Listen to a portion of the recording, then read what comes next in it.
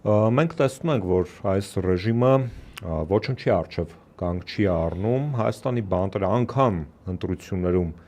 իբրև թե հաղթանակից հետո, մենք սրա մասին խոսեցինք Սուրենի հետ, որ տրամաբանորեն հաղթող կողմը չպետք է սրի իրավիճակը, բայց Նիկոլ Փաշինյանը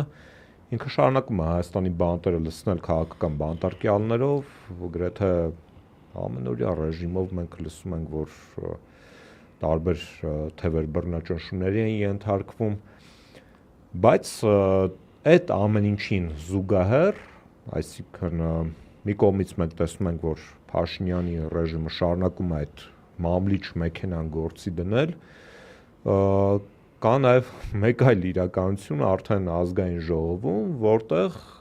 իրենք փորձում են բարեվարկության, բարեկրթության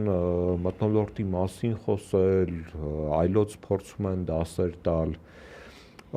եւ այստեղ հարց է առաջանում.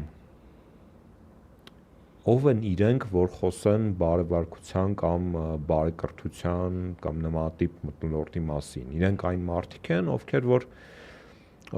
հանձնել են Արցախը, հանձնել են Հայաստանի Հանրապետությունից տարածքներ թշնամուն, իրենք այն մարդիկ են, ովքեր որ ատելություն էին տարածում ամենաբարձր մակարդակով, Փաշինյանի մակարդակով, ատելություն էին տարածում արցախցիների նկատմամբ, ատելություն էին տարածում իրենց քաղաքական ընդդիմախոսների նկատմամբ, մենք պետք է հիշենք, թե ինչպես էր ազգակործության պատվաստը արտահայտվում իր քաղաքական օպոնենտների հասցեին, նախընտրական քարոզարշավի ժամանակ, ինչ բառամթերք էր օգտագործում, թիրախավորելով Սամվել Կարապետյանին, Հայաստանի նախկին նախագահներին, եւ այս մարդիկ կարծես թե փորձ են անում մեր հիշողությունը ջնջել ու խոսել բարեվարկության ու բարեկրթության մասին, ոնց որ մեզ ձեռ առնեն կոնկրետ։ Ես բարեկրթության ու բարեվարկության մասին իմ ելույթի մեջ ազգային ժողովում նշել եմ, որ կարծես թե այս նույն թիմը չի, որ 2 ամիս առաջ Հայաստանի Հանրապետության փողոցներում ու բակերում այդ ատելության բարձր դոզայի վրա քարոզարշավ էր իրականացնում, բայց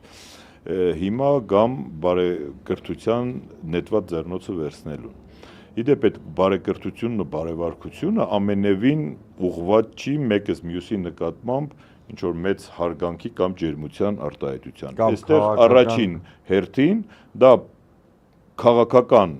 էթիկայի եւ մեզ ընտրողներին է ուղղված, որովհետեւ մեզ ընտրողները արդեն ցույց են տվել, որ այդքան էլ հաճելի չի, երբ խորհրդարանում տիրում է իրար նկատմամբ հայհոյանքների, ինչ որ ծեծ ջարդի, ոչ նորմատիվ լեքսիկայի կամ պահվածքի մթնոլորտ։ Այստեղ խնդիրը նրա մեջ է, որ մենք պարտավոր ենք փորձել, մենք պարտավոր ենք այդ նետված ձեռնոցը վերցնել, որովհետև մենք նոր ուժ ենք, մենք դեռևս խորհրդարանական պատմություն չունենք, քաղաքական մեծ պատմություն չունենք եւ մեզ կոմֆորտ է մեր գիտելիքների, մեր մտավոր ունակությունների, մեր կարողությունների ու մեր որդեգրած մեր երկրում փոփոխություններ բերելու ուղղությամբ աշխատանքներ տանելը։ Հիմա ուրիշ օրինակ բերեմ։ Գուցե հենց իշխանությունների, չեմ ասի բոլորին, բայց գերակշիռ մասին գուցե եւ ձեռը տալիս, որ մենք էլ մտնենք այդ լուրջ կոնֆրոնտացիոն փուլ, խռովենք իրարից, այսպես ասած, որևէ կերպ ոչ հանձնաժողովներում ներգրավվենք, ոչ եւ խռոված ինչ որ դրկիցների պես գանք իրար հայհոյենք շաբաթվա մեջ 2 անգամ ու գնանք տներով։ Իրանք ինչ ուզեն անեն, որևէ մեկը չկարողանա մտնի իրենց արածի այդ խողովակների մեջ հասկանա ինչ է կատարվում, ինչ չի կատարվում, միգուցե կարողանա առաջն առնել, դիմագրավել եւ այլն, որովհետեւ նախորդ խորհրդարանում փորձը եղել է շատ սուր կոնֆրոնտացիաների։ Հիմա կներեք, մենք եթե այդ առաջարկությունը, որ հնչել է, եթե դրան չենք վերաբերվում, այսինքն դրական չենք վերաբերվում, դա նշանակում է մենք ի սկզբանե մերժում ենք չեղածը, բայց քանի դեռ չենք փորձել, մենք կփորձենք, մենք ամեն սցենարի իդեպ նշել ենք, պատրաստ ենք, այդտեղ գալուց մենք իմացել ենք, որ այդտեղ կարող լինի եւ ծեծ, եւ կռիվ, եւ չգիտեմ, ոչ նորմատիվ բառապաշար, եւ ատելություն, եւ չգիտեմ, ամեն ինչ կարող լինի նեգատիվ։ Հիմա մենք եկել ենք այդ ֆոնի վրա ապրենք տեսնենք։ Իրերը իրենց անուններով կոչել է, ինչով է խանգարում քո նշած մնացած Չէ, ես որևէ կերպ չասեցի, որ իրերը իրենց անունով կոչել է, խանգարում է գործընթացներին։ Սրիկայություն տերմին օգտագործել Այստեղ գնահատել, անկեղծ ասած, ես բարևարկության մեջ չի, որ ամեն ինչ դիտում եմ, եւ երկրորդը դա ընդհանուր գաղափարաբանությունն է խորհրդարանում առաջարկվելիք։ Այդտեղ կարող լինեն նաև դրանից ինչ-որ շեղումներ, կարող լինեն սուր խոսակցություններ, բայց դա ամենևին չի վերաբերվում, որ դա կրում է համատարած բնույթ։ Հիմա ասենք կոնկրետ այդ դեպքին, եթե օրինակ ես մի 99.9%-ով համոզված եմ, եթե նախորդ օրը Էդգար Ղազարյանի ելույթից հետո օրինակ Հայկ Կոնջորյանը նմանատիպ ռեակցիա չտար, գուցե ամեն ինչ շատ լինում են, այնտեղ են լինում սուր խոսակցություններ, ինչ որ մի հատ աղմուկի պես տեղից խոսակցությունը բարձրանում եւ մարում է, բայց երբ որ դու կրակի տակ փայտ ես գցում, թեժացնում ես, յուղ ես դնում, բնականաբար նաեւ այդ process-ներ ալնում, դա Վանչի իրերը իրենց անունով կոչելը, նայած ով ինչպես է դա անցալում։ Հիմա մարդ կա, օրինակ, այն անգամ, որ ասեցին փուրը տալը, դա մեզ համար էր, ասենք, վիրավորական։ Իրենք գուցե ուրիշ բանից են վիրավորում։ Դրա համար մենք ոչ թե ինչ որ ցենզուրա ենք մտցրել, ով ինչ կարող է խոսալ, ով չի կարող խոսալ, այլ ուղղակի պայմանավորվել ենք ընդհանուր էթիկայի սահմաններում գործել ընդամենը։ Դա խոսույթին չի վերաբերվում։ Դա շատ կարևոր բան կա, ես որպես քաղաքագետ ասեմ։ Ես ինքս ասել եմ հրապարակային առիթ ունեցել եմ Էդգար Ղազարյանի ելույթի բովանդակության հետ իհարկե խնդիր չունեմ։ Բայց այդտեղ նաև կա մի բան, որը անտեսել չի կարելի, դա թիմային վարքու կանոնն է։ Որտեվ երբ որ անհատ գործիչ ես, լրիվ այլ բան է դա ենթադրում, այլ կարգավիճակ, գուցե նաև այլ վարքագիծ ու խոսույթ։ Երբ որ կա թիմ, այնուամենայնիվ ես միշտ թիմային մոտեցման կողմնակից եմ, որտեվ թիմը կարող ունենա տակտիկա, որտեղ շատ արդարացված, բայց ելույթը կարող այդ պահին գուցե այլ ձևով պետք է հնչեցնել կամ եւ այլն։ Հենց այս հարցն է, որ վերջի օրերին մեր հասարակության, սոցիալական ցանցերում շատ ակտիվ քննարկվում էր։ Այո, Էդգար Ղազարյանը ճիշտ ելույթեր ունեցել, բայց այո, նաեւ կար այնտեղ թիմային որոշակի մարտավարության խնդիր։ Հասարակության ընդ որում ընդդիմադիրը շերտի մասն եմ խոսում, մի մասի մոտ բանա ձևավորվել, կարծիք, որ թիմային մթնոլորտի ձևավորման հարցում ուժեղ Հայաստանում հələ խնդիրներ կան։ Հələ իշխանության խնդիրը մի կողմ թողենք, էլի։ Իդեպ նշեմ թիմի մասին։ Թիմը շատ դեմոկրատ խմբակցության ղեկավար ունենք։ Բոլորի հետ ինքը հավասարի հարաբերությունների մեջ է, երբեք ինքը իրեն որևէ կերպ ոչ միայն վեր չի դասում, նույնիսկ շատ ավելի կարող է իջնել ավելի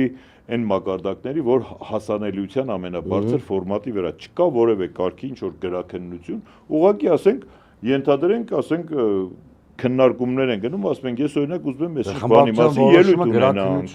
Հա, ուզում եմ այսինչ բանի մասին, որովհետև կարող է համընկնումներ, օրինակ հնարավոր է երեքով ուզում ենք ինչ որ հարց տանք կամ երեքով ելույթ ունենանք, չստացվի երեքս է նույնաբովանդակ ելույթ ենք ունենում։ Շատ առողջ քննարկումներ է, բնականաբար թիմը նոր է, դեռևս կլինեն ինչ որ տարընթերցումներ, կլինեն չհասկացվածություններ, հին մարդիկ կան, նոր մարդիկ կան, երիտասարդներ կան եւ այլն, բայց ամեն դեպքում թիմում տիրում է առողջ ու բանականության մեջ քննարկումների մթնոլորտ։ Հետեւաբար իհարկե դոգմատիկ այդտեղ երևույթ չի կամ կրոնական կազմակերպություն։ Ասենք կարող է մեր հերոստատիտողը համարի, որ Էդգար Ղազարյանի հետ կապված միջադեպը սպառված է, այսինքն թիմը Էդգար Ղազարյանի հետ կապված միջադեպը ըստ էության մեծ հաշվով թիմի ներքին չի եղել։ Հետինը որտեղ դες կարծիք կա։ Չէ, չի եղել, ավելի ուրախ ամեն օր մենք ավելի ուրախ ենք որտեղ բան չի եղել, բայց հասարակության միջադեպ, որի անունը կարելի է դնել միջադեպ, նմանատիպ միջադեպ չի եղել, բնականաբար, երբ որ լինում է ինչ որ էքստրաօրդինար երևույթ, քննարկվում է ոնց եղավ, ինչ եղավ եւ այլն, բայց որ ինչ որ բան ոճի քննելու կարևորը որ այդ ներողությունը, որին այդքան սպասում էին իշխող ռեժիմի ներկայացուցիչները, դա էլ չեղավ։ Տեսեք, շատ կարևոր է։ Հարգելի Դավիթ, ես օրինակ ելույթ ունենալուց շատ հաճախ, չգիտեմ, իմ ինչից է իմ դաստիարակությունից հետ շատ եմ սիրում կրկնել կներեք բառը։ Չգիտեմ ինչից է։ Օրինակ, եթե ես պահի տակ զգամ, որ սխալ բան եմ խոսացել կամ տհաճ եւ ես այդ պահին պատրաստ եմ ներողություն խնդրելու, բայց եթե ես արտահայտում եմ միտք, որի հետ ինքս հաշտ եմ, դրանից հետո ներողություն խնդրել կարծում եմ չի կարելի։ Կարելի ասել դու հարթենք անցնի գնա, որովհետեւ գիտեք ինչ կա, նախ պահանջով ներողություն չի կարելի։ Այո։ Խնդրել տալ։ Այո։ Զոն չի, պահանջում եմ ներողություն խնդրել։ Չէ, հետո զոնի տպավորություն չտի առաջ։ Օրինակ, եթե Էդգար Ղազարյանը իր ելույթի ժամանակ ինքը հասկանար, որ ինչ որ մի բառ պիտի չօգտագործեր, բայց օգտագործել է, հետ դառնար կամ հենց ինքը ասեր միգուցե ես մի քիչ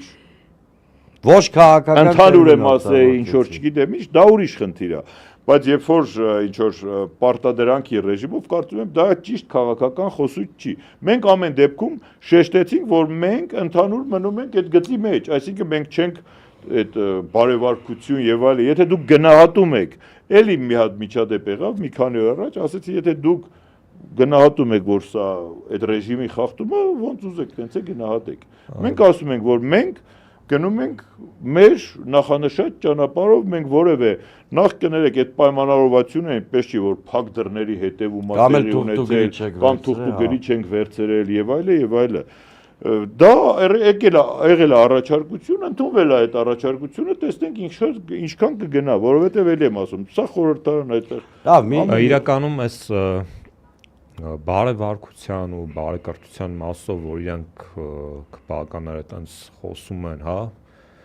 ասենց վեհամբարձ կերպով, բարևարկության ու բարեկարգության մասին խոսում է մի ուժ, որը իր կազմում, հա, պարլամենտում ունի Տարոն Չախոյան։ Այսինքն աբսուրդ է, էլի, որ իրենք, մենք նշեցինք, թե նախընտրական քարոզարշավի ժամանակ իրենք ինչա են արել, որ հիմա ասենց փորձում են ասենց ճտիկով հիշողություն անջատեն։ Մենք էլ ենք դա հիշում, դրա համար ենք ասում, էլի փորձում ենք, հիմա այդ պարլամենտում մենք գտնում ենք էքսպերիմենտալ փուլում։ Պարլամենտում մենք տեսնում ենք, թե Տարոն Չախոյանը ինչ լկտի պահվածքա դրսևորում։ Օրինակ ես առանձնապես չեմ նայում, չեմ լսում ուղակի, որովհետև ամեն մարդու խոսույթ չի պիտի դու նախ պիտի հասկանանք ոչ թե մարդը ինչ է խոսում, այլ ինչի է խոսում այդ խոսույթը։ Գուցե հենց Տարոն Չախոյանի առաքելությունը կայանում է մեզ պրովոկացիայի տանելու մեջ, իսկ մենք դա հասկանալով գնանք պրովոկացիայի։ Ես իմ անկեղծ կարծիք հայտնեմ բանը։ Ու ասենք Տարոն Չախոյանի որևէ կամ որևէ մեկի որևէ խոս մենք գետնին ընկած չենք թողնում, եթե դուք տեսեք։ Տեսեք, իմ կարծիքով ուղղակի մենք հասկանում ենք, որ մեր առջև դրված խնդիրը բոքսը չի, էլի։ Մեր առջև դրված խնդիրը այս երկրում հասնել այնպիսի փոփոխությունների, որ տեղի ունենա իշխանափոխություն։ Հիմա եթե նախորդ խորհրդարանը փորձել է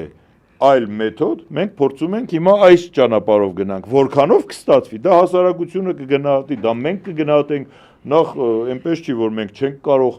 տակտիկական, չգիտեմ, մտավարժանքներ կամ գործողություններ կատարենք, որևէ մեկը մեր ոչ ձեռքն է բռներ, ոչ մեր լեզուն է կապանքների տակ, հետեւաբար այս պահին էսպես է։ Տեսեք, ես մի կարծիք ունեմ, որը դե բանը Թե որևէ մեկը չի մոռանում ոչ խոսույթը, ոչ մեր նկատմամբ իրականացրածը, ոչ իմ նկատմամբ իրականացրածը, բայց ես աշխատում եմ, գիտեք ինչ կա, այդ մաղձը, չգիտեմ, էգոցենտրիզմը չբերեք։ Դա չի աշխատում։ Լավ, եկեք մի բան ասեմ, դե եկեք այս խնդիրը իրականում ավելի խորքային է, քան մեր քննարկումը մենք կարողանում ենք մատուցել։ Հայաստանում հեղափոխությունից հետո որտեվ այդ սև սպիտակ եւ այլ բաժանումները եւ բայց հատկապես պատերազմից հետո հասկանալի պատճառներով